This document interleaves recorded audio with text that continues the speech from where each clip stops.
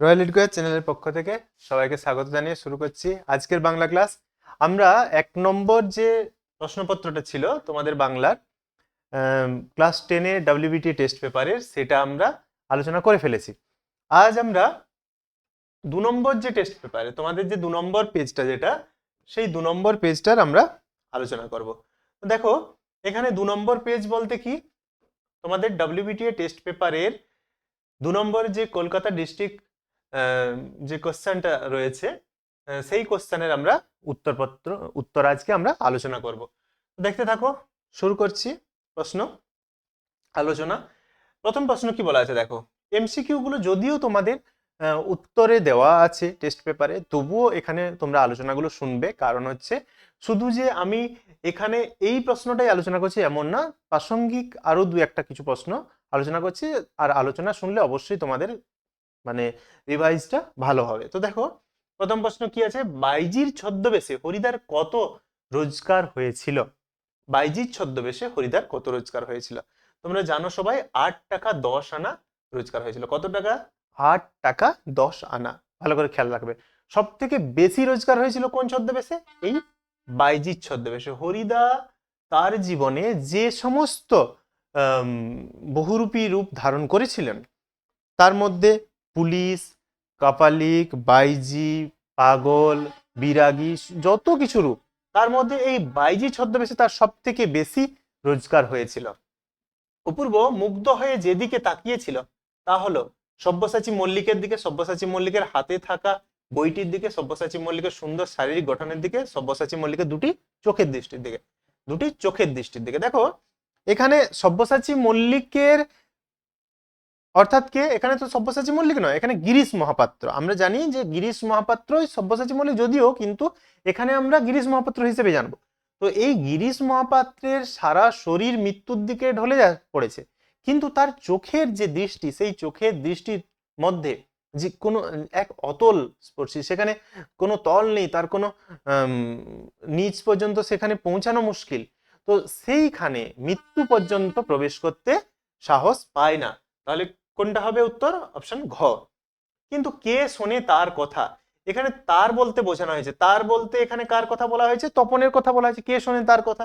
তাহলে উত্তর কি হয়ে যাবে? ঘ, তপনের। ভেঙে আবার গড়তে জানে যে চির সুন্দর। চির সুন্দর কে? এখানে চির সুন্দর হচ্ছেন শিব অর্থাৎ মহাদেব। হ্যাঁ, গঙ্গোদক শব্দের অর্থ কি? এখানে গঙ্গা আর উদক শব্দ দুটো যোগ করা হয়েছে। উদক শব্দের অর্থ আমরা জানি জল, তাহলে গঙ্গার জল কি হবে? গঙ্গার জল। গঙ্গোদক মানে গঙ্গার জল। আজ যখন পশ্চিম দিগন্তে, আজ যখন পশ্চিম দিগন্তে, পশ্চিম দিগন্ত বলতে কি বোঝানো হয়েছে? ইউরোপ, এশিয়া, আফ্রিকা নাকি আমেরিকা? উত্তর কি হয়ে যাবে? উত্তর হয়ে যাবে ইউরোপ। আচ্ছা, আমরা আলোচনা করে ফেললাম কতদূর? 6 নম্বর প্রশ্ন, তাই তো? 6 নম্বর প্রশ্নটা আমরা আলোচনা করে ফেললাম। আচ্ছা, দেখো 7 নম্বর প্রশ্ন। দেখো 7 নম্বর প্রশ্ন কি বলা আছে, পরিভাষা প্রণয়নের ব্যাপারে প্রথম উদ্যোগী হয়। কারা প্রথম উদ্যোগী হয়? বাংলা সাহিত্য একাডেমি, বঙ্গীয় সাহিত্য পরিষদ, কলকাতা বিশ্ববিদ্যালয় নাকি বাংলা নৃত্যনাট্য একাডেমি? তোমরা এর উত্তর জানো সবাই, বঙ্গীয় সাহিত্য পরিষদ, তাই তো? 19 শতকে লিপি কুশলীদের দিয়ে যতটা লেখানো যেত তা হলো কত অক্ষর? 32,000 অক্ষর। এটা তোমাদের প্রশ্ন হতে পারে যে কত দিয়ে 32,000 অক্ষর লেখানো যেত। এমনও প্রশ্ন হতে পারে কত টাকা দিয়ে 32,000 অক্ষর লেখানো যেত। তিল ত্রিফলা শিমুল ছালা, ছাগ দুগ্ধে করি মেলা। পুরো তোমরা যে ছন্দটা রয়েছে এখানে কবিতার মতো, সেটা মুখস্থ করবে। তিল ত্রিফলা শিমুল ছালা, ছাগ দুগ্ধে করি মেলা, লৌহ পাত্রে লোহায় ঘষি, ছিঁড়ে পত্র না ছাড়ে মসি। এই 4টে লাইন তোমরা ভালো করে মনে রাখবে। তিল ত্রিফলা শিমুল ছালা, এখানে ত্রিফলা, ত্রিফলা বলতে কি কি বোঝায়? আমলকি, হর্তকি এবং বহড়া, তাই তো? তাহলে অপশন গ হয়ে যাবে, আমলকি, হরিতকি এবং বহেড়া। টাকায় কিনা হয়, টাকায় পদটি কি? টাকায় অর্থাৎ কি? টাকার দ্বারা কিনা হয়, টাকার দ্বারা কিনা হয়। দ্বারা বোঝালে আমরা কি জানি কি কারক হয়? করণ কারক। তাহলে করণ কারকে কি হবে? অন্তস্তয় বিভক্তি। টাকা মূল শব্দ, টাকার সঙ্গে একটা অন্তস্তয় কি হয়েছে? যোগ হয়ে গেছে, তাহলে অন্তস্তয় বিভক্তি। তাহলে করণ কারকে অন্তস্তয় বিভক্তি। বোঝা যাচ্ছে? সূর্য পূর্ব দিকে অস্ত যায়। দেখো ভালো করে খেয়াল করো, সূর্য পূর্ব দিকে অস্ত যায়, বাক্যের মধ্যে কোনো ভুল নেই, পদ ঠিকঠাক সাজানো আছে, কোনো কিছু বাকি নেই, কিন্তু অর্থটা ভুল। সূর্য কি পূর্ব দিকে অস্ত যায় কখনো? সূর্য পূর্ব দিকে উদিত হয়, অস্ত তো যায় পশ্চিম দিকে। তাহলে এইরকম যখন অর্থ ভুল থাকবে তখন জানবে বাক্যের কোন শর্ত মানা হয়নি? যোগ্যতা শর্ত। এখানে কোন শর্ত মানা হয়নি? যোগ্যতা শর্ত মানা হয়নি। অতি মনোহর দেশ, মনোহর পদটি হবে মন এবং হর। কখনো হবে এটা মন হর? দ্বন্দ্ব সমাস কখনো হবে? কখনোই হবে না। মনকে হরণ করে যে, উপপদ তৎপুরুষ সমাস। মনকে হর, কোনোটি নয়, উত্তর কি হয়ে যাবে? মনকে হরণ করে যে, তাকেই আমরা বলি মনোহর। বাড়ির রান্না হতো কাঠের উনুনে, বাড়ির রান্না হতো কাঠের উনুনে, বাক্যটির কর্তৃবাচ্যে রূপ হবে। বাড়ির রান্না হতো কাঠের উনুনে, দেখো এখানে ভাববাচ্য, এই যে হতো, হ দিয়ে যত কিছু হতো হয় এইগুলো সব কি? এগুলো ভাববাচ্যের রূপ।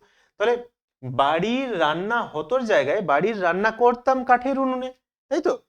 বাড়ির রান্না করতাম, বাড়ির রান্না করতাম কাঠের উনুনে। হুম 13 পর্যন্ত আমাদের হয়ে গেল। আচ্ছা, এবার আমরা আলোচনা করব 14 নম্বর। 14 নম্বর কি আছে দেখো, কি বলছে? এবার মহানিশার শেষে, মহানিশা শব্দটি, মহানিশা শব্দটি দ্বন্দ্ব সমাস? মহা ও নিশা হবে কখনো? কখনোই হবে না। মহা, মহানিশা কখনো দ্বিগু সমাস হবে? দ্বিগু সমাসও হবে না। কর্মধারয় হবে। হ্যাঁ, মহা যে নিশা কি হবে? কর্মধারয় সমাস। বাঁশ ফাটে, বাক্যটি বাঁশ ফাটে, বাঁশ নিজে কখনো ফাটতে পারে না, কেউ তাকে ফাটাচ্ছে বাঁশটাকে। তাহলে এখানে কর্তা অনুপস্থিত, কর্মকর্তার ভূমিকা পালন করছে, বাঁশ কর্তার ভূমিকা পালন করছে কর্মটা। তাহলে এটা কি হয়ে যাবে? কর্মকর্তৃবাচ্য। মা ছেলেকে পড়াচ্ছেন, এই যে মা, মা হচ্ছেন কর্তা, মা কিন্তু নিজে কাজটা করছেন না। এখানে কাজ কোনটা? কাজ হচ্ছে পড়া, পড়াটা হচ্ছে কাজ। এই পড়া কাজটা কে করছেন? পড়া কাজটা মা করছেন, মা পড়াশোনা করছে না, মা পড়াচ্ছেন ছেলেকে, তাই তো?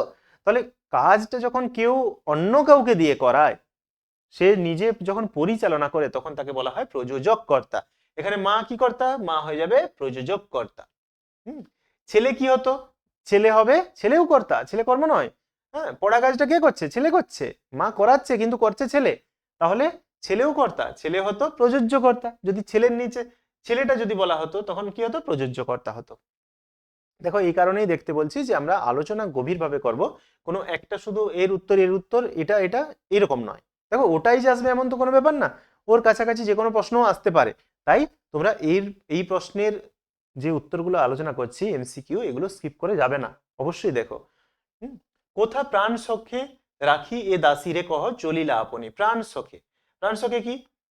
সম্বন্ধ পদে এ বিভক্তি, কর্মকারকে এ বিভক্তি, হ্যাঁ, নিমিত্ত কারকে এ বিভক্তি, সম্বোধন পদে এ বিভক্তি। দেখো কি আছে?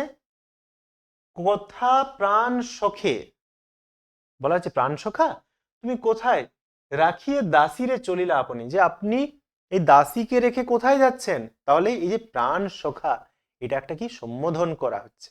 হ্যাঁ, প্রাণ সখে, তাহলে এ বিভক্তি কি হবে? সম্বোধন পদে এ বিভক্তি। আচ্ছা, পরের প্রশ্ন, গিরিশ মহাপাত্রের পকেট থেকে কি কি পাওয়া গিয়েছিল? গিরিশ মহাপাত্রের পকেট থেকে কি কি পাওয়া গিয়েছিল? আমরা জানি তার পকেট এবং ট্যাগ, এই দুটো জায়গা থেকে দু ধরনের জিনিস পাওয়া গেছিল। ট্যাগ থেকে পাওয়া গিয়েছিল একটি টাকা এবং গন্ডা ছয়েক পয়সা। পকেট থেকে কি পাওয়া গেল? আমরা এখানে পকেটটাই হচ্ছে আমাদের উত্তর। পকেট থেকে কি পাওয়া গেছিল? পকেট থেকে পাওয়া গেছে গাঁজার কলকে, হ্যাঁ, দেশলাই, বিড়ি, হ্যাঁ, মাপ করা কাঠের ফুটরুল, কম্পাস, এই সমস্ত জিনিসগুলো পকেট থেকে পাওয়া গেল।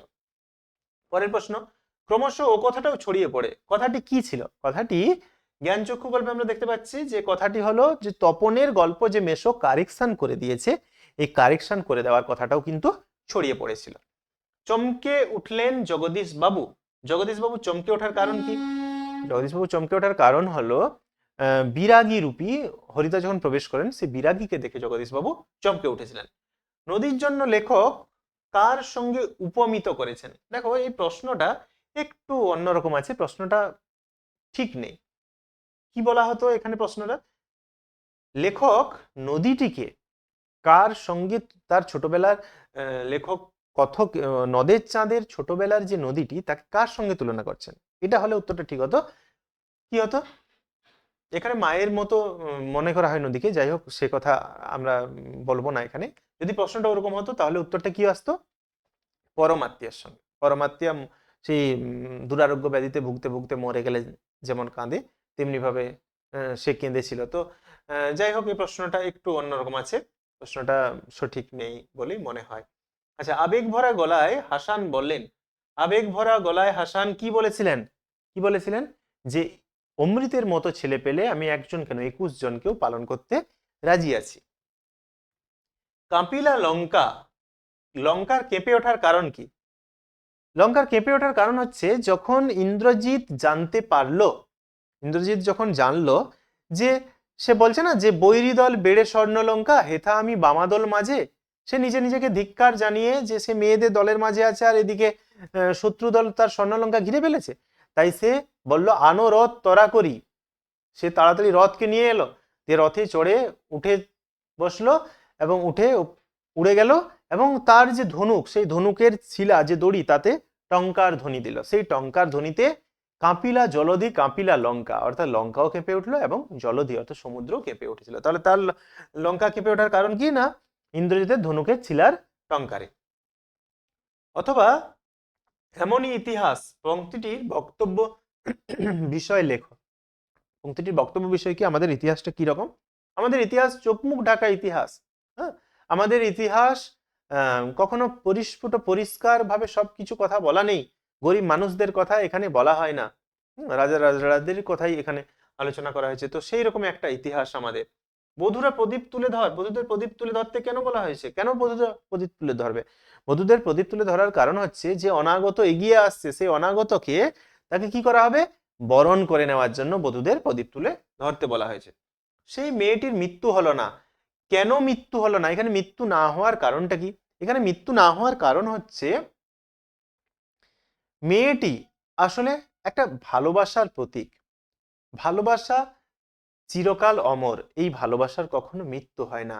ভালোবাসার জন্য যে অপেক্ষা, সেই অপেক্ষা যুগ যুগ ধরে থাকে, এই অপেক্ষার কখনোই মৃত্যু হয় না। তাই মেয়েটি, তাই মেয়েরূপী সেই ভালোবাসার অপেক্ষা, তার কোনোদিনও মৃত্যু হলো না।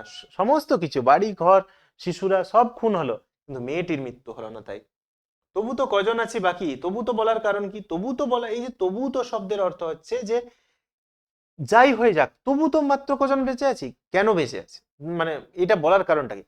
অর্থাৎ এই যে লাইনটা, এই কবিতাটি আয়ারও বেঁধে বেঁধে থাকি, এটি গুজরাটের দাঙ্গাকে কেন্দ্র করে কবি লিখেছিলেন। তো সেই সময় মানুষ হিন্দু মুসলমান, মুসলমান হিন্দুকে কাটাকাটি হানাহানিতে ব্যস্ত। তো যেখানে মানবিকতা শেষ, মানুষ মানুষকে খুন করছে, সেখানে আমরা কয়েকজন মানুষ যারা মানবিকতা কে অবলম্বন করে এখনো পড়ে আছি, আমাদের কষ্ট লাগছে, সেই সমস্ত মানবিকতা বোধ সম্পন্ন মানুষদেরকে কবি বলছেন আমাদেরকে এগিয়ে আসতে হবে, আমাদের হাতে হাত রাখতে হবে, যে তবু তো আমরা কজন আছি যাদের মানবিকতা বোধটুকু রয়েছে। তাই তিনি তবু শব্দটা ব্যবহার করছেন। পরের প্রশ্ন,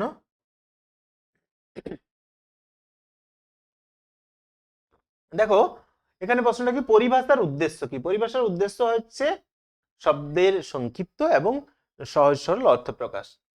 শব্দের ত্রিবিধ অলঙ্কারের নাম কি?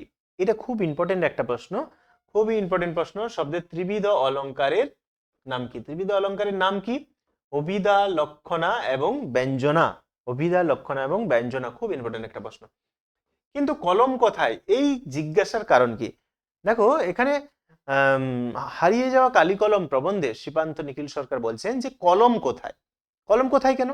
কারণ লেখক যেখানে কাজ করেন সেটা লেখালেখির অফিস, তো সেটা লেখালেখির অফিস হলেও সেখানে আজ কলম নেই।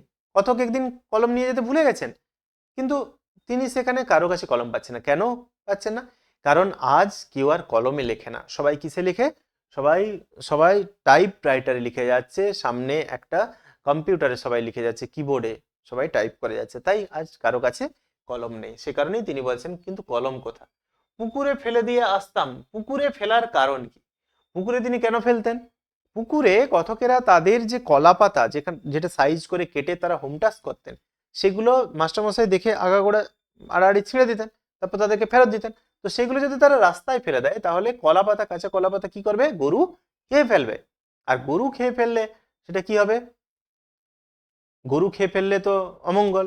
হ্যাঁ, তো সেই কারণে তারা সেই কলা পাতাকে কি করতো না পুকুরের জলে ফেলে দিত। আচ্ছা, 2-4 দাগ দেখো, বিভক্তি প্রধান কারকের নাম লেখো। কোন কারক বিভক্তি প্রধান কারক? আমরা জানি কারক 6 প্রকার। কারক 6 প্রকারের মধ্যে অনুসর্গ প্রধান হচ্ছে কি কি? দেখো, বিভক্তি প্রধান হচ্ছে কর্মকারক এবং অধিকরণ কারক, আর অনুসর্গ প্রধান কি? করণ কারক এবং অপাদান কারক। তাই তো? তাহলে এখানে উত্তর কি হবে? কর্মকারক এবং অধিকরণ কারক। কর্তৃবাচ্য এবং ভাববাচ্যের প্রধান পার্থক্য কি? কর্তৃবাচ্যে কি হয়? কর্তার ভূমিকা প্রাধান্য পাবে, এবং ভাববাচ্যে ভাব, ক্রিয়ার ভাবটাই প্রাধান্য পাবে। কর্মকর্তৃবাচ্যের একটি লক্ষণীয় বৈশিষ্ট্য কি? কর্মকর্তৃবাচ্যের একটি লক্ষণীয় বৈশিষ্ট্য হচ্ছে এখানে কর্তা অনুপস্থিত থাকবে। কর্তা অনুপস্থিত থাকবে এবং কর্ম কর্তার ভূমিকা পালন করবে। অমলবাবুর ছোট ছেলে 1 মাস রোগে ভুগে মারা গেল। বাক্যটির উদ্দেশ্য সম্প্রসারক ও বিধেয় সম্প্রসারক। দেখো, এখানে উদ্দেশ্য কোনটা? ছেলেটি, তাই তো? ছেলেটি মারা গেল, এটা হচ্ছে উদ্দেশ্য, এটা হচ্ছে বিধেয়। তাহলে বাকি অংশটা হচ্ছে উদ্দেশ্য প্রসারক, এই অংশটা উদ্দেশ্য প্রসারক, এই অংশটা বিধেয় প্রসারক। তাই তো? ছেলেটি কে? ছেলেটি কে? অমলবাবুর ছোট ছেলে। তাহলে এই যে অমলবাবুর ছোট ছেলে, এই ছেলেটি কি করলো? 1 মাস রোগে ভুগে মারা গেল। তাহলে মারা যাওয়ার আগে কি যোগ আছে? 1 মাস রোগে ভুগে। 1 মাস রোগে ভুগে হচ্ছে বিধেয় সম্প্রসারক, অমলবাবুর ছোট হচ্ছে উদ্দেশ্য সম্প্রসারক। আচ্ছা, পরের প্রশ্ন, অ্যাক্সেস দ্বন্দ্ব কি? অ্যাক্সেস দ্বন্দ্ব কি? আমরা জানি যখন একাধিক পদ নিয়ে কোনো দ্বন্দ্ব সমাস হয়ে থাকে, হ্যাঁ, একাধিক পদ নিয়ে, যেমন আমরা, আমি, তুমি, সে, তো এখানে একাধিক পদের মধ্যে কোনো একটি পদ প্রাধান্য পাবে এবং বাকি পদগুলো যদি লুপ্ত হয়ে যায় তাকে আমরা বলবো অ্যাক্সেস দ্বন্দ্ব। তাহলে যে দ্বন্দ্ব সমাসে একাধিক পদের মধ্যে একটি পদ প্রাধান্য পায় এবং বাকি পদগুলো লুপ্ত হয়ে যায় তাকে আমরা বলবো দ্বন্দ্ব সমাস। কিন্তু আসলে দ্বন্দ্ব সমাসে উভয় পদের অর্থ প্রাধান্য পায়, কিন্তু এই ক্ষেত্রে এইভাবে হয়ে থাকে, একটি পদের অর্থই প্রাধান্য পাবে।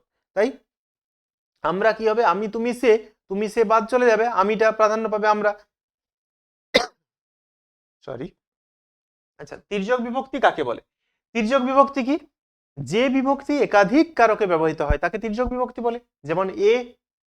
আচ্ছা, পরের প্রশ্ন, কর্তৃকারকে তে বিভক্তির প্রয়োগ দেখায়। কর্তৃকারকে তে বিভক্তির প্রয়োগ তোমরা একটা জানো, একটা ছড়া, বুলবুলিতে ধান খেয়েছে খাজনা দেব কিসে। তো এই যে লাইন, বুলবুলিতে ধান খেয়েছে, কে ধান খেয়েছে? উত্তর কি হবে? বুলবুলি ধান খেয়েছে। তাহলে বুলবুলি কর্তৃকারক, কিন্তু সেখানে বিভক্তি কি আছে? তে আছে বিভক্তি, তাই তো? তাই এটা কি হয়ে যাবে? কর্তৃকারকের তে বিভক্তি। বুলবুলিতে, বুলবুলিতে ধান খেয়েছে, এই যে বুলবুলি মূল শব্দ, এখানে তে হচ্ছে বিভক্তি, তাই এটা কি হয়ে যাবে? কর্তৃকারকে তে বিভক্তি। পরের প্রশ্ন, বহুব্রীহি সমাসের উদাহরণ দিয়ে শব্দটির অর্থ লেখো। বহুব্রীহি শব্দের ব্যাসবাক্য কি হবে? বহুব্রীহি যার, এই তো? বহুব্রীহি যার, এটাই তার ব্যাসবাক্য। এবং এর অর্থ কি? এর অর্থ হচ্ছে অনেক, ব্রীহি শব্দের অর্থ ধান, অনেক ধান্য সম্পন্ন ব্যক্তি। আচ্ছা, তারপর কি? বাক্যের মাধ্যমে সমধাতুজ কর্মের উদাহরণ দাও। সমধাতুজ কর্ম কি? সমধাতুজ কর্ম আমরা কাকে বলবো? যখন আচ্ছা, কাকে বলে বলছি না, কর্মের উদাহরণ চাইছে এখানে। মেয়েটি কি গানই না গাইল, মেয়েটি কি গানই না গাইল, যখন কর্ম এবং ক্রিয়া একই ধাতু থেকে সৃষ্টি হবে তখন তাকে আমরা সমধাতুজ কর্ম বলবো। আচ্ছা, বিভক্তি ও নির্দেশকের একটি করে সাদৃশ্য বৈসাদৃশ্য উল্লেখ করো। বিভক্তি নির্দেশকের একটি করে সাদৃশ্য বৈসাদৃশ্য কি? বিভক্তি এবং নির্দেশকের একটি সাদৃশ্য হলো দুটি শব্দের সঙ্গে যুক্ত হয়, শব্দের পরে যুক্ত হয়। হ্যাঁ, কিন্তু বৈসাদৃশ্য কি? বৈসাদৃশ্য হচ্ছে একটি পদেই শুধুমাত্র পরিণত করে শব্দকে, এবং অন্যটি নির্দেশক, সে কি করে? তার বচন নির্দেশ করে, সংখ্যা নির্দেশ করে। আচ্ছা, পরের প্রশ্ন, নদের চাঁদ গর্ব অনুভব করিয়াছে, কিসের জন্য নদের চাঁদের এই গর্ব অনুভূত হয়েছে? খেয়াল রাখতে হবে, নদের চাঁদ কিসের জন্য গর্ব অনুভব করেছে। তোমরা এক বাক্যে বলে দিতে পারো যে নদের চাঁদ তার যে নতুন রং করা যে ব্রিজটি, সেই ব্রিজটির জন্য গর্ব অনুভব করেছে। কিন্তু এতে কি তোমাকে 3 দেবে? দেখো এটার মান হচ্ছে কিন্তু 3। কি বলেছে? যে কোনো একটি প্রশ্নের উত্তর দাও 3 গুণ 1, তাহলে কি হবে? 3 গুণ 1 মানে 3 নাম্বার।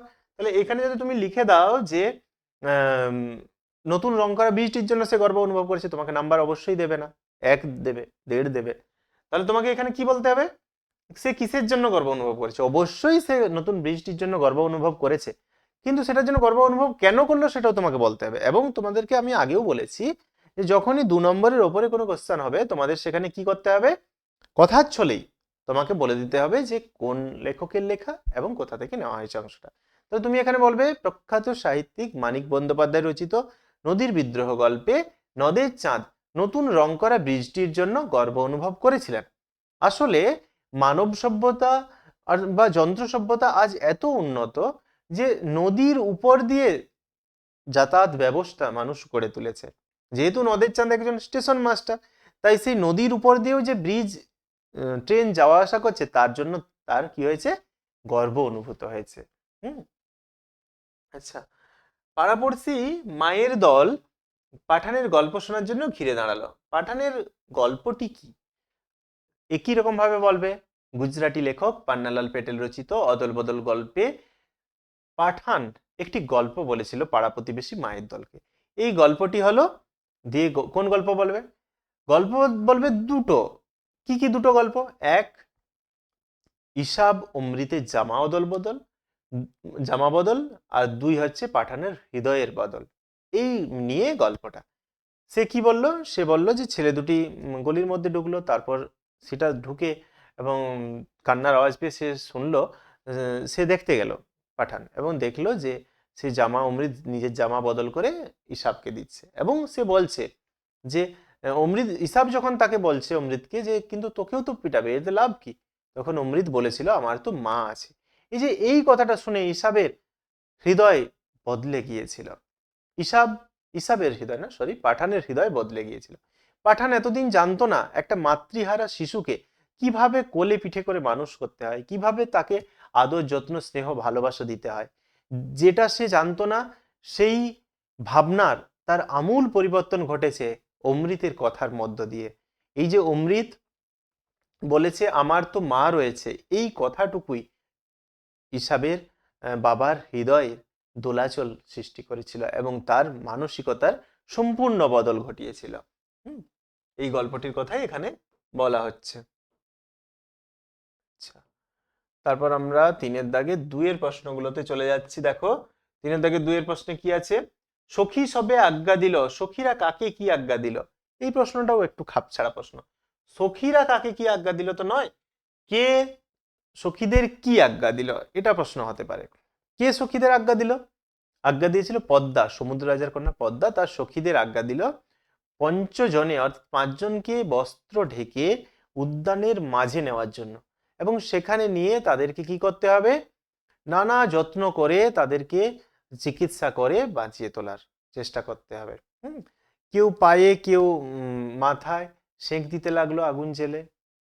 নানা তন্ত্র মন্ত্র মহৌষধি দিয়ে তাদের জীবন ফিরে পাওয়ার চেষ্টা করা হলো। রক্ত মুছে শুধু গানের গায়ে, কে কিভাবে রক্ত মোছেন? এখানে দুটো ভাগে ভাগ করবে। কে রক্ত মোছেন? এখানে কবি কথক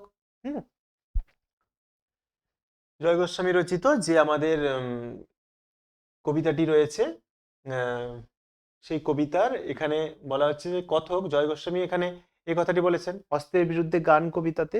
তিনি বলছেন যে তিনি রক্তকে গানের গায়ে মুছবেন। এখানে আসলে রক্ত হিংসাকে তিনি গান অর্থাৎ ভালোবাসার গায়ে মুছে তার বিরুদ্ধে, অস্ত্রের বিরুদ্ধে অস্ত্র নয়, হিংসার বিরুদ্ধে হিংসা নয়, হিংসার বিরুদ্ধে ভালোবাসা দিয়ে সেই হিংসাকে জয় করার জন্যই তিনি এই কথাটা বলছেন।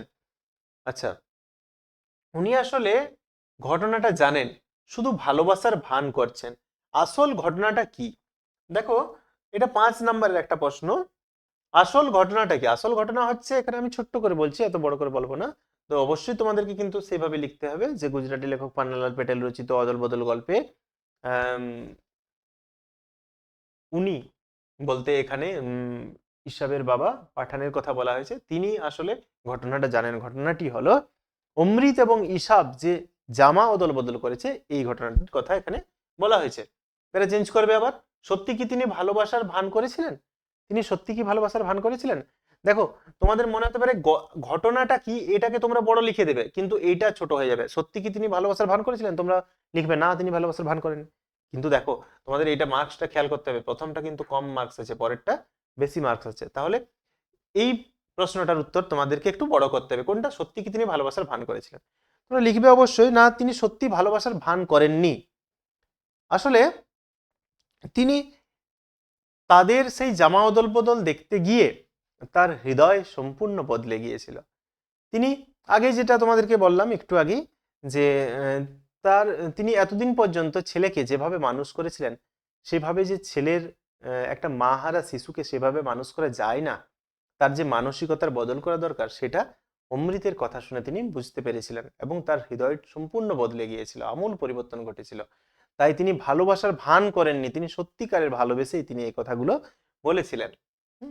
আচ্ছা, এই বড় প্রশ্নগুলো সেভাবে বলছি না, তবে উত্তর এইভাবেই লেখা হবে। পরের প্রশ্ন, নতুন মেশোকে দেখে জ্ঞানচক্ষু খুলে গেল তপনের, কোন ঘটনায় জ্ঞানচক্ষু খুলে গেল? কোন ঘটনায় জ্ঞানচক্ষু খুলল? হ্যাঁ, সত্যি কি এই ঘটনায় তপনের জ্ঞানচক্ষু খুলেছিল কিনা তা গল্প অনুসারে লেখো। দেখো, এখানে তোমরা বলে দিতে পারো যে যখন তার লেখা পড়লো তখন তার জ্ঞানচক্ষু খুললো, কিন্তু না, এখানে তোমাদেরকে জ্ঞানচক্ষু আমরা গল্পে দুবার খুলতে দেখেছি। জ্ঞানচক্ষু একবার খুলেছিল নতুন মেশোকে দেখেই। কেন না, তপনের ধারণা ছিল লেখকরা এই জগতের কোনো মানুষ নয়, তার বাবা কাকু মামাদের মতো মানুষ হতে পারে না। কিন্তু যখন নতুন মেসোমশাইকে দেখলো, তখনই তার যে ভাবনা ছিল সেই ভাবনা সম্পূর্ণ পরিবর্তন হলো। সে জানলো যে লেখকরা কোনো অন্য গ্রহের মানুষ নয়, তারা তার বাবা কাকু মামাদের মতোই মানুষ। তো তখনই তার কি হলো, জ্ঞানচক্ষু খুলেছিল। তো এই ঘটনায় তার জ্ঞানচক্ষু খুলে গেল। নতুন মেসোমশাই ছোট মাসির সঙ্গে দেদার ঘটাপটা করে যার বিয়ে হয়েছিল, সেই মেসোকে দেখে তার জ্ঞানচক্ষু খুললো। এবারে ব্যাপার হচ্ছে, সত্যি কি এই ঘটনায় তপনের জ্ঞানচক্ষু খুলেছিল? তোমরা বলবে না, এই ঘটনায় সত্যিকারের তার জ্ঞানচক্ষু খোলেন। সে শুধু জেনেছিল যে লেখককে, সেও গল্প লিখতে পারে, সেও সাধারণ মানুষের মতো মানুষরাই গল্প লিখে থাকে, এইটুকু সে জেনেছিল। কিন্তু তার আসল জ্ঞানচক্ষু খুলেছিল কখন? যখন সে তার লেখা মেশোকে দিয়েছিল এবং মেশো সেটা আগাগোড়া বদলে দিয়েছিল, এবং সে ভেবেছিল যে তার সব থেকে সুখের দিন হবে সেই দিনটা যেদিন তার লেখাটা ছাপানো হবে, হাজার হাজার তারই বয়সী ছেলে মেয়ের হাতে ঘুরবে, এই ভেবে সে খুব উৎফুল্ল ছিল, খুবই আনন্দিত ছিল। কিন্তু যখন মেশো সেই গল্প ছাপিয়ে নিয়ে এলো সন্ধ্যাতারা পত্রিকাতে, তখন সে পড়তে বসে দেখে তপন সেখানে নেই কোথাও। মেশো তার পাকা হাতে পাকা কলমে আগাগোড়া সবকিছু বদলে দিয়েছেন এবং ছেপেছেন তারপর। তাই তপন মনে মনে প্রতিজ্ঞা করে যে যদি কখনো লেখা ছাপতে দেয় সে নিজে গিয়ে দেবে, তাতে ছাপা হয় হোক, না হয় না হোক। তাতে তাকে শুনতে হবে না যে অমুক তপনের গল্প ছাপিয়ে দিয়েছে। তো এই সময় তার জ্ঞানচক্ষু খুলেছিল, কিন্তু আগে তার মেশোকে দেখে যে জ্ঞানচক্ষু খুলেছিল সেটা প্রকৃত জ্ঞানচক্ষু ছিল না। পরের প্রশ্ন, 5-এরই প্রশ্ন, কবিতা থেকে দেখো, আফ্রিকা কবিতায় কবি যুদ্ধের বিরুদ্ধে নয়, ক্ষমা ও ভালোবাসাকেই মহান ব্রত বলেছেন, ব্যাখ্যা করো। এটা কিছুটা ওই অস্ত্রের বিরুদ্ধে গান কবিতায় যেটা আমরা পেয়ে থাকি সেই ধরনেরই। এখানে আফ্রিকায় যে যুদ্ধের কথা বলা হচ্ছে, ইউরোপীয় সভ্য মানুষেরা এসে যেভাবে আফ্রিকাকে গ্রাস করছে, আফ্রিকার সম্পদ লুট করছে, মানুষজনকে কৃতদাস বানিয়ে নিয়ে যাচ্ছে, এইভাবে কিন্তু হয় না। কবি বলছেন যে ক্ষমা করো মা ধরিত্রী, আমাকে ক্ষমা করো। কেন? কারণ আমরা আফ্রিকাকে কি করেছি, মাকে আমরা লাঞ্ছিত করছি। তাই তিনি ক্ষমা চাইছেন। তো এইভাবে কখনো কি হতে পারে না, যুদ্ধের বিরুদ্ধে নয়, ক্ষমা এবং ভালোবাসা দিয়েই মহান ব্রত তিনি এখানে উল্লেখ করছেন। তো এটা যথেষ্ট বড় করে লিখতে হবে, এটা ওইভাবে হবে না, আর এখানে তো এইভাবে বড় করে দেওয়া যায় না। তবে তোমরা এইভাবে কবিতাটার এই প্রশ্নটা লিখবে। আয়েরও বেঁধে বেঁধে থাকে কবিতায় বেঁধে বেঁধে থাকার আহ্বান কেন জানিয়েছেন? এটাও ছোট্ট করে আমরা একটু আলোচনা করেছি আগে, তবুও আবার বলে দিই, বেঁধে বেঁধে থাকার কথা তিনি কেন বলছেন। আয়েরও বেঁধে বেঁধে থাকি কবিতায় কবি এখানে গুজরাটের যে দাঙ্গা হয়েছিল 2003 সালে, সেই দাঙ্গার পটভূমিকে কেন্দ্র করে তিনি এই কবিতাটি লিখেছিলেন। তো সেই সময় মানুষ মানুষের উপরে কি করছে, আঘাত হানছে, মানুষ হয়ে মানুষকেই খুন করছে, হিন্দু মুসলমানকে, মুসলমান হিন্দুকে। তো এই সময় মানবতা, আমরা যেদিকে পা বাড়াচ্ছি সেদিকেই আমাদের মৃত্যু নিশ্চিত। আমাদের মাথার উপর বোমারু বিমান, পায়ের নিচে হিমানির বাঁধ, হ্যাঁ, গিরিখাত, ধস চারিদিকে আমাদের বিরাজমান। এই রকম পরিস্থিতিতে আমাদের বেঁচে থাকতে হবে। তো বেঁচে থাকবো আমরা কিভাবে? না, যে কজন আছি সেই কজন হাতে হাত রেখে একজোট হয়ে বেঁচে থাকতে হবে। আসলে কবি কি বলছেন, আমাদের চারিদিকে যে সমস্ত মানুষগুলো, সেই মানুষগুলো মানবতাহীন হয়ে পড়েছে, মানবতা বোধ তারা হারিয়ে ফেলেছে। তো এই মানবতা বোধ হারিয়ে ফেলা মানুষগুলোর মাঝেও কয়েকজন শিক্ষিত, কয়েকজন ভদ্র, কয়েকজন মানবতা বোধ সম্পন্ন মানুষ এখনো রয়েছেন। তো সেই মানুষগুলোর উচিত এগিয়ে এসে হাতে হাত রেখে একজোট হয়ে এই অন্যায়ের, এই লড়াইয়ের প্রতিবাদ জানানো। তাহলেই কি হবে, এই সমাজটাকে হয়তো সুন্দর করে তোলা যাবে। না হলে যে কজন বেঁচে আছি তারাও হয়তো কি হবে, অদূর ভবিষ্যতে তারাও মারা যাবে। আচ্ছা, বাংলা বিজ্ঞান চর্চায়, বাংলা ভাষার বিজ্ঞান চর্চায় এখনো নানা রকম বাধা আছে। বাংলা ভাষার বিজ্ঞান চর্চার প্রবন্ধ অনুসারে বাধাগুলি কি কি তা আলোচনা করো। বাংলা ভাষার বিজ্ঞান চর্চার বাধা কি? অনেক রকম বাধা আছে, তোমরা সূচনা অবশ্যই দেবে কোথা থেকে নেওয়া হলো, হ্যাঁ, কি কি মানে বাংলা ভাষার বিজ্ঞান চর্চার যে বাধা আছে অবশ্যই এই সব কিছু লিখে কয়েকটা প্যারাতে ভাগ করে দেবে। কি কি প্যারা, পয়েন্ট, কয়েকটা পয়েন্ট আমি বলে দিচ্ছি এখানে। বাংলা ভাষা বিজ্ঞান চর্চার প্রথম বাধা হচ্ছে পরিভাষা। সঠিক পরিভাষা নেই আমাদের। তো যতদিন না পরিভাষা সঠিক রচনা হচ্ছে ততদিন পর্যন্ত ইংরেজি নামকেই চালানো যেতে পারে, এই কথা বলেছেন। কিন্তু পরিভাষাটা যে নেই সেটা একটা আমাদের বড় সমস্যা। 2 নম্বর পয়েন্ট কি হবে, আসলে পয়েন্ট না, প্যারা চেঞ্জ করে তোমরা লিখবে। 2 নম্বর হচ্ছে, তোমাদের মনে রাখার সুবিধার্থে আমি 1-2 করে বলছি। 2 নম্বর হচ্ছে, আমাদের বাংলা ভাষায় বিজ্ঞান লিখতে গেলে ইউরোপের মতো লেখা যায় না, পাশ্চাত্য দেশের মতো লিখলে চলবে না। হ্যাঁ, আমাদের একেবারে গোড়া থেকে লিখতে হবে, প্রথম থেকে লিখতে হবে। আর তাতে কিন্তু লেখা খুব মুশকিল হয়ে দাঁড়ায়, জটিল হয়ে দাঁড়ায়, অনেক মোটা বই হয়ে যায়। হ্যাঁ, কারণ কি? কারণ আমাদের ভারতীয়দের যথেষ্ট বৈজ্ঞানিক জ্ঞান নেই। হ্যাঁ, এই সমস্ত কারণগুলোর জন্য বাংলা ভাষায় বিজ্ঞান রচনা যথেষ্ট কঠিন। তারপর কি, পরের প্রশ্ন, বঙ্কিমচন্দ্র লিখেছিলেন, লাঠি তোমার দিন ফুরাইয়াছে, হারিয়ে যাওয়া কালিকলম প্রবন্ধে উদ্ধৃতাংশ ব্যবহারে যৌক্তিকতা বিচার করো। দেখো, বঙ্কিমচন্দ্র বলেছেন লাঠি তোমার দিন ফুরাইয়াছে, অর্থাৎ বর্তমান দিনে আধুনিক যুগে যখন যুদ্ধ করতে হবে তখন লাঠি দিয়ে আর যুদ্ধ করা চলবে না। আগ্নেয়াস্ত্র, বিভিন্ন ধরনের অস্ত্র নিয়ে এখন বর্তমানে লড়াই হয়, যুদ্ধ হয়। তাই বর্তমান দিনে লাঠির গুরুত্ব যেমন কমে গেছে যুদ্ধক্ষেত্রে, তেমনি লেখার ক্ষেত্রে, শিক্ষাক্ষেত্রে লেখনির গুরুত্ব কমে গেছে। লেখনির গুরুত্ব কমে গেছে অর্থাৎ কি, কলমের গুরুত্ব কমে গেছে। কলমের পরিবর্তে বর্তমানে কি এসেছে, টাইপরাইটার এসেছে, কিবোর্ড এসেছে, এই সমস্ত কিছু দিয়ে মানুষ কি করছে, পরপর লিখে যাচ্ছে। তাই লাঠির যেমন গুরুত্ব হারাতে বসেছে, লাঠির দিন শেষ হয়ে গেছে, তেমনি কলমের গুরুত্ব আজ হারাতে বসেছে। এই কথাই তিনি ইঙ্গিতে বোঝাতে চেয়েছেন এই উক্তিটির মধ্য দিয়ে।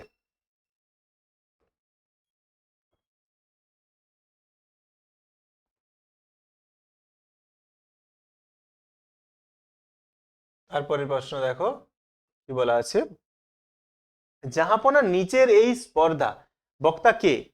এখানে বক্তা কে? বক্তা হচ্ছেন মির্জাফর।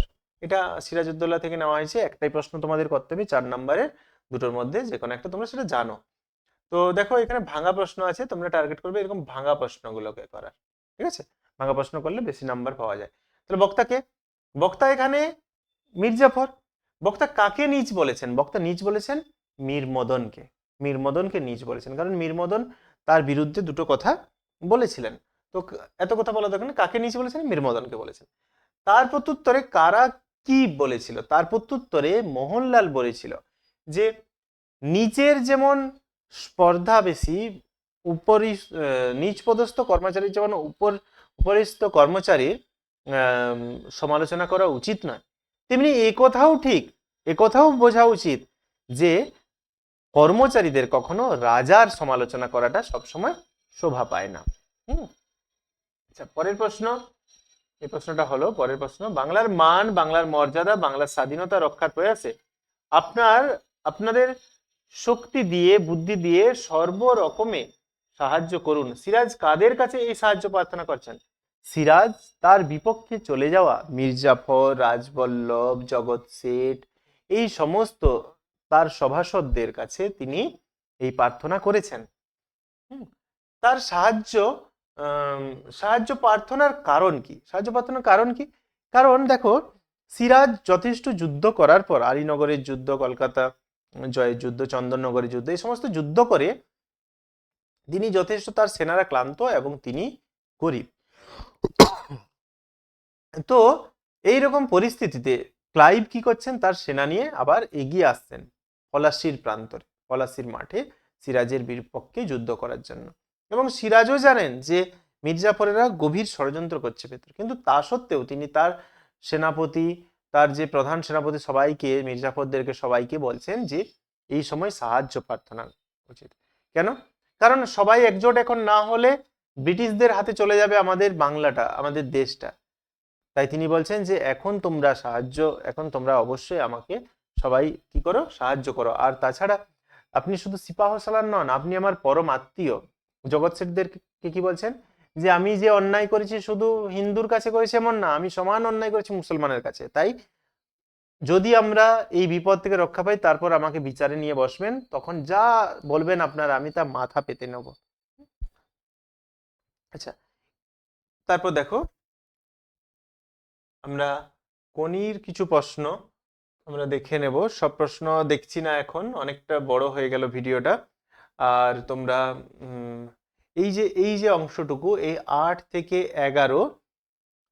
11, 8 কোনির প্রশ্নগুলো এখানে তোমাকে করতে হবে। 3টে প্রশ্ন থাকবে, তুমি যে কোনো দুটো করবে। তারপর বঙ্গানুবাদ এবং প্রতিবেদন আর সংলাপের মধ্যে একটি প্রশ্ন এবং রচনাতে একটি প্রশ্ন। তো রচনাতে দেখো এখানে দুটো, বিজ্ঞানের সুফল কুফল এবং বিজ্ঞান, দৈনন্দিন জীবনে বিজ্ঞান। তাহলে এখানে বিজ্ঞান সংক্রান্ত দুটো দিয়েছে। তার মধ্যে তোমরা একটা পেয়েই যাবে আশা করি, যদি বিজ্ঞানের সবগুলো করে থাকো। তারপর এখানে কাল্পনিক যে সংলাপ বাদ দিয়ে আমি তোমাদেরকে প্রতিবেদন রচনা করতে বলে থাকি। প্রতিবেদন রচনা করলে কি হয়, প্রথমে একটা শিরোনাম দেবে, তারপর নিজস্ব সংবাদদাতা, স্থান এবং ডেট দিয়ে লেখা শুরু করবে। কি লিখবে?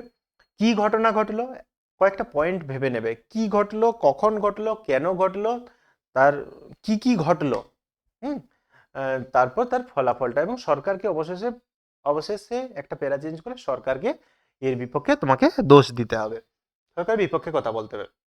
পিটুপিটা রয়েছে এখানে, আলোচনা আর এত বেশি করছি না। এখানে দেখো, প্রথম দিকে লীলাবতী বিদ্রোহী হয়েছিল। লীলাবতী কে? তোমরা সবাই জানো লীলাবতী কে? হ্যাঁ, এটা একটা, এই উত্তরটা তোমরা কমেন্ট করে জানাও আমাকে। লীলাবতী কে এটা সবাই জানো, তবু আমি চাইছি এটা তোমরা কমেন্ট করে জানাও। তার বিদ্রোহের কারণ কি ছিল এটা আমি বলে দিই একটু। তার বিদ্রোহের কারণ কি ছিল? তার বিদ্রোহের কারণ ছিল, এখানে দেখো বাকি প্রশ্নগুলো বড় প্রশ্ন রয়েছে, এটা ভাঙা প্রশ্ন রয়েছে। এই ভাঙা প্রশ্নটা আলোচনা করে দিয়ে আমি শেষ করব ভিডিওটা। তো তার বিদ্রোহের কারণটা কি ছিল? বিদ্রোহের কারণ ছিল, সে কি করেছে, সে মশলা দিয়ে রান্না করতে ভালোবাসতো এবং সেই খাবার খেতেও সে ভালোবাসতো। কিন্তু ক্ষিতিশ সিংহ বলেছে যে না, মশলা দিয়ে রান্না করা খাবার খাওয়া চলবে না, তা কি করতে হবে, সেদ্ধ খাবার খেতে হবে। তাই মশলা দেওয়া রান্নার অধিকার হারিয়ে সে বিদ্রোহী হয়ে উঠেছিল। তার ফল কি হয়েছিল? ফলস্বরূপ সে কি করেছিল, একেবারে বাক্যালাপ বন্ধ, খাওয়া দাওয়া বন্ধ, রান্না টান্না বন্ধ, বিছানায় শুয়েছিল। বাধ্য হয়ে ক্ষিতিশ তাকে কি করেছিল, সপ্তাহে একদিন মশলাযুক্ত খাবার রান্না করার অধিকার দিয়েছিল।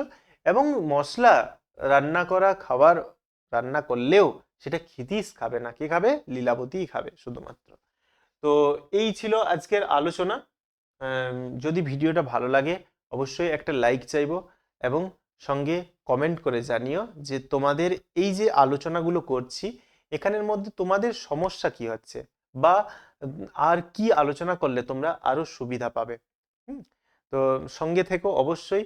আমরা পরপর তোমাদের যে পেজগুলো রয়েছে ডাব্লিউবিটিএ টেস্ট পেপারের মাধ্যমিকের, সেগুলো সবগুলো আমরা কয়েকদিনের মধ্যেই চেষ্টা করছি তোমাদের সামনে নিয়ে আসার।